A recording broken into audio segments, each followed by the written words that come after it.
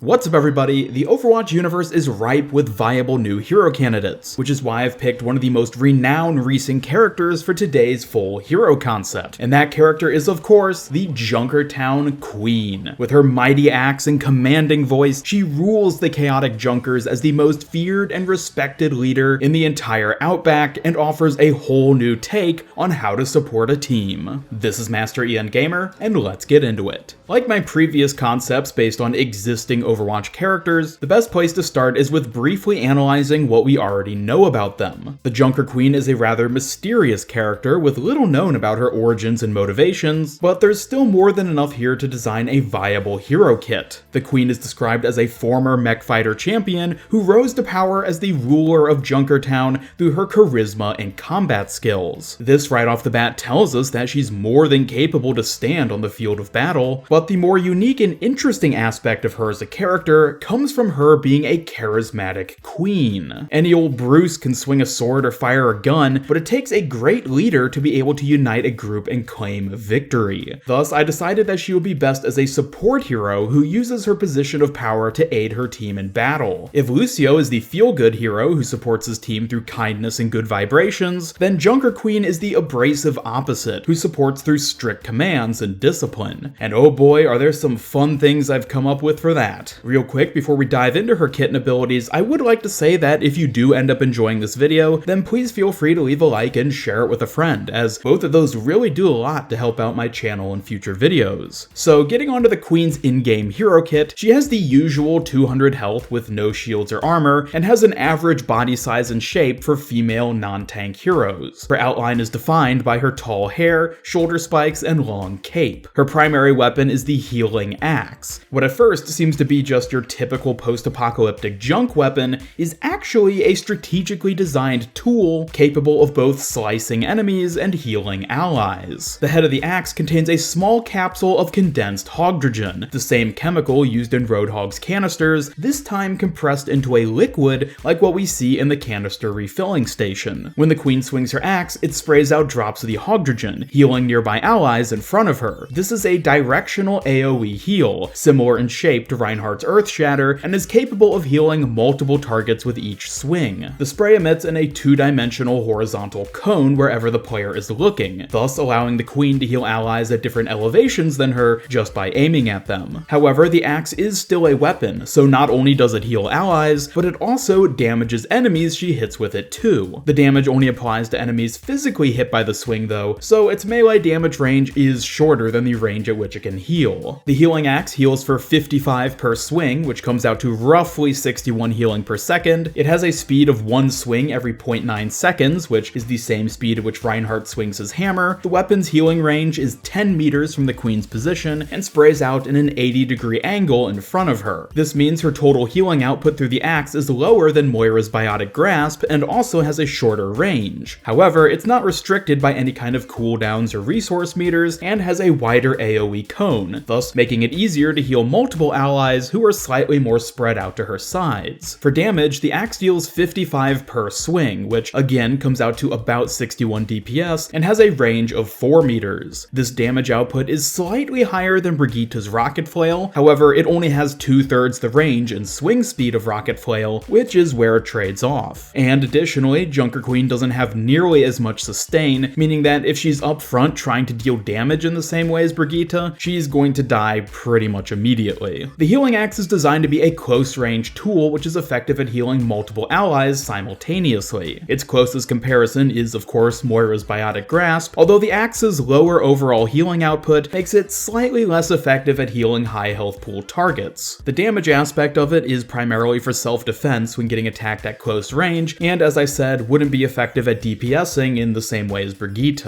Next up we have her secondary fire, which is axe throw. As the name implies, the Queen hurls her axe in an arc over a long distance. When the thrown axe hits an ally, it instantly heals them for 150 HP. When the axe hits an enemy, however, it deals 70 damage and inflicts a bleed status effect. Bleed is almost identical to the burn effect on Ash's dynamite, with only slight differences. Rather than dealing 100 damage over 5 seconds, bleed deals 50 damage over 3 seconds. Furthermore, bleed will not affect barriers or turrets, which will only take the 70 damage from the axe itself. Axe Throw has an identical arc and distance to Ana's Biotic Grenade, but with a slightly faster projectile speed of 60 meters per second instead of 40, and the ability has a cooldown of 6 seconds. Overall, Axe Throw has both decent healing and damage potential. It can be effective at healing a single ally at long range, or defending yourself when getting attacked. And since I'm sure you're all wondering, no, she doesn't lose her primary weapon after throwing it. Like Reaper, she'll just immediately pull a new axe out of her secret stash, so using Axe Throw has no detriment on her standard attack. Next, we have her passive, Queen's Guard. This is her only source of self-healing and is similar to Mercy's with a few key differences. First off, Queen's Guard only activates when allies are nearby, and the Queen receives more healing based on how many are within range. For every ally within 5 meters of the Queen, she receives 10 healing per second. This stacks to a maximum of 30 HPS, meaning a fourth ally won't add any further benefits to the ability.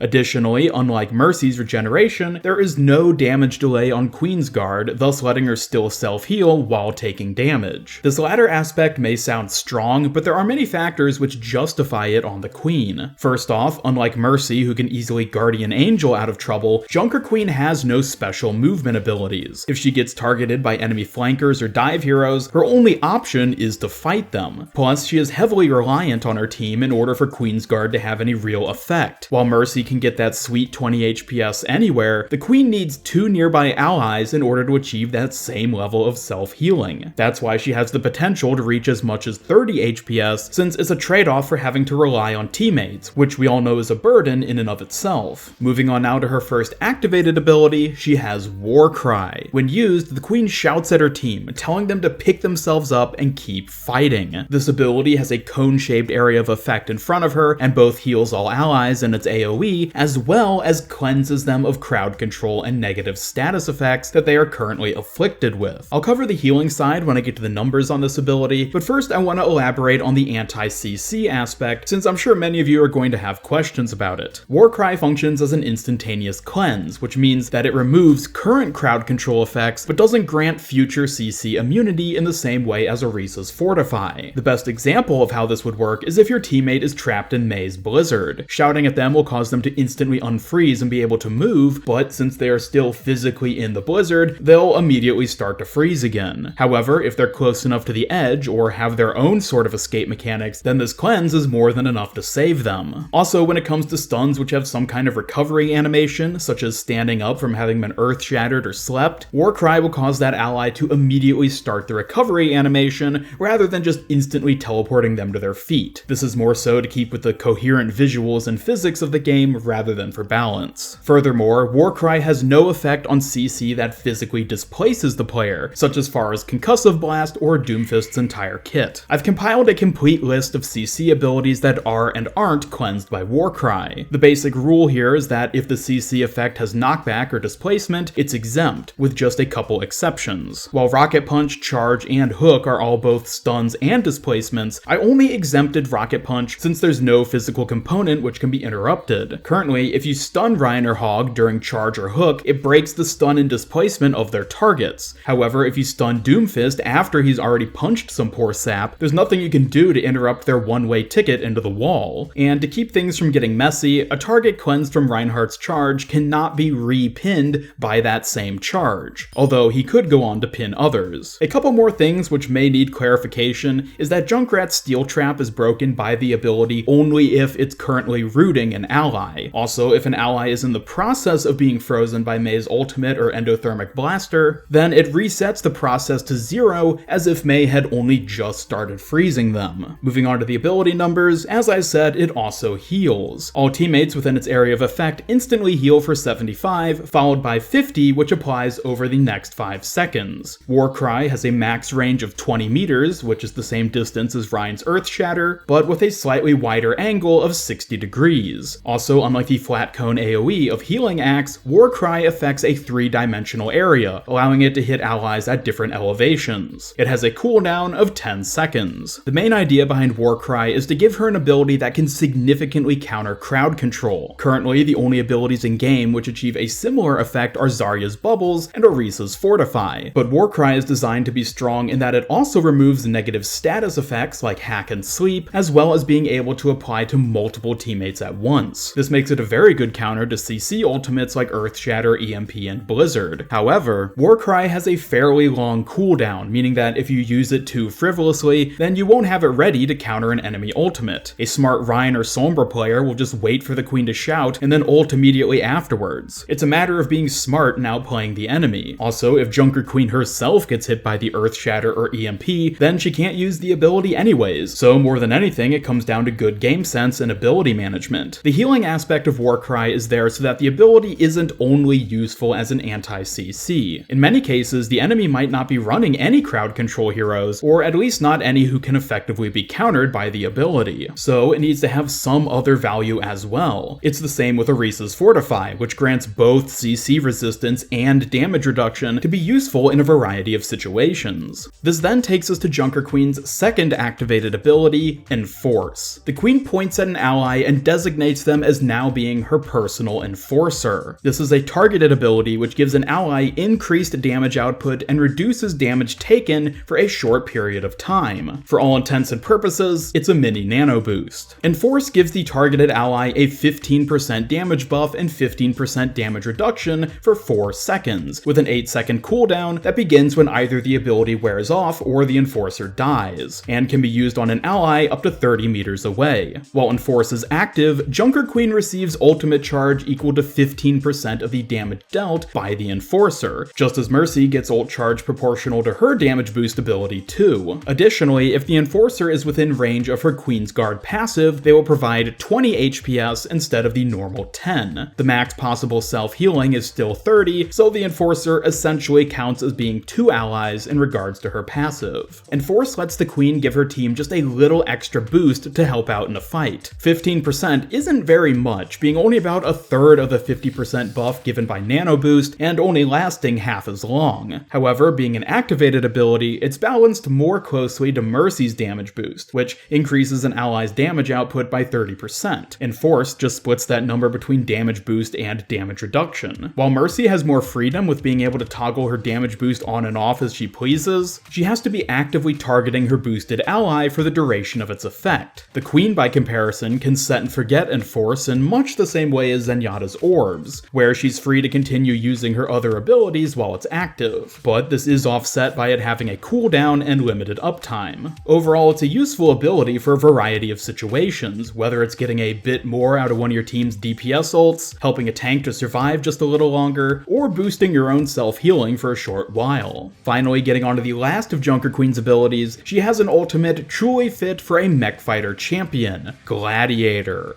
Upon activation, she suits up in her personal mech to take the fight into her own hands. Equipped with a giant buzzsaw and loudspeakers on par with the Doofwagon from Mad Max Fury Road, this mobile throne is the ultimate vehicle for leading her subjects into battle. So let's break down everything in this ultimate. First, the mech itself. Activating Junker Queen's ultimate summons her personal mech out of thin air, just like Diva's Call Mech ability. Entering the mech instantly heals the queen and gives her an additional 100 armor, thus making her total HP 200 health and 100 armor, which is the exact same as Bastion. The mech itself isn't too big, standing a little shorter than Reinhardt. However, it does have a much bigger hitbox than her normal body, so that's something which must be taken into account. Also, the ultimate functions more like Winston's Primal Rage, where if she reaches 0 health, she dies rather than ejecting like Diva does. Next, the loudspeakers. The queen's mech is outfitted with multiple speakers which blare heavy metal music to rally her team. The queen herself and all allies within an 8-meter radius of her mech heal at a rate of 150 HPS and become fully immune to crowd control, this time including displacement abilities. All teammates within range effectively gain Orisa's Fortify, minus the damage reduction aspect. Additionally, in order to keep it consistent with the strengths of Warcry, being within its AoE cleanses all existing CC effects on your teammates and prevents negative status effects like hack or anti-heal as well. The last component of Gladiator is that it disables all her normal abilities and replaces her primary weapon with a buzzsaw mounted on the mech's arm. This buzzsaw is identical to Reinhardt's hammer in terms of melee damage, range, and swing speed, with the one difference being that enemies hit by the buzzsaw are inflicted with bleed. This bleed is exactly the same as when inflicted by axe throw. Getting into the numbers now, there are some important comparisons I want to make between Gladiator and similar support hero ultimates. The two which I want to draw the closest comparisons to are Zenyatta Zenyatta's Transcendence and Moira's Coalescence. First, looking at Zen's, his is very similar in that both have an AoE healing effect. His is better, however, when it comes to the amount of healing per second and range, not to mention his own increased move speed and invulnerability during it. The Queen compensates for this by having a slightly longer duration, the buzzsaw to be able to deal some damage to close enemies, and of course the AoE CC immunity. Comparing it to Moira, her Coalescence may have less healing per second, but it has a much longer range as a beam. Additionally, it can deal decent damage at this long range simultaneously, and like Zen, she gets a substantial move speed increase during it, plus the barrier penetration. So as you can see, despite how intense Gladiator sounds, it's actually pretty well balanced when compared to similar ultimates. It just trades out some specific strengths and benefits, which plays into her being better in some situations over others. And speaking of which, this is a good transition into the final comments and overall intent for Junker Queen as a hero. As you can see, she's designed to be a capable healer who's strong at close range group healing and is particularly adept at countering crowd control. However, this is offset by her low mobility and high dependence on her teammates in order to be effective. Unlike Moira or Brigitte, who may be able to hold their own in a one-on-one with certain heroes, Junker Queen is incredibly weak in these situations, and thus her power is directly proportional to her team's coordination. Even still, I would define her as likely being a more situational pick who's best brought out to counter CC heavy team comps. If the enemy doesn't have any stuns, hacks, or sleeps, you'd probably be better off running a different healer. While CC has been a controversial mechanic in the past, I don't believe that the problem has ever been with the amount of crowd control in the game, but rather the lack of decent counters to it. By introducing heroes like Junker Queen who can weaken the power of CC, it justifies its high abundance in the game by adding options for counterplay. Furthermore, since I'm sure Goats is going to come up quite a bit in the comments, Junker Queen wouldn't actually add to this at all. Moira is objectively better at sustaining multiple tanks, and since CC isn't used to counter Goats, there would be no reason to swap out any of the existing heroes for Junker Queen when running triple tank, triple support. She's just better off putting enemy stun parades in their rightful place. Anyways, let me know your thoughts about my Junker Queen support hero concept in the comments below. Did you enjoy the ideas I came up with, or is there something you think should be changed? If you haven't already, be sure to check out my other new hero concepts, such as the Mecha Pilot Demon, which I'll have cards linking to on screen. Otherwise, thank you so much for watching. Be sure to leave a like if you enjoyed this video, and share it with a friend if you really liked it. Subscribe, follow me on Twitter, and hit up the bell to never miss any of my future Overwatch content and hero concepts. I've already got a hot new concept in the works, so make sure to stay tuned. This is Master Ian Gamer signing off, and until next time, stand up for your queen, you wretched scum.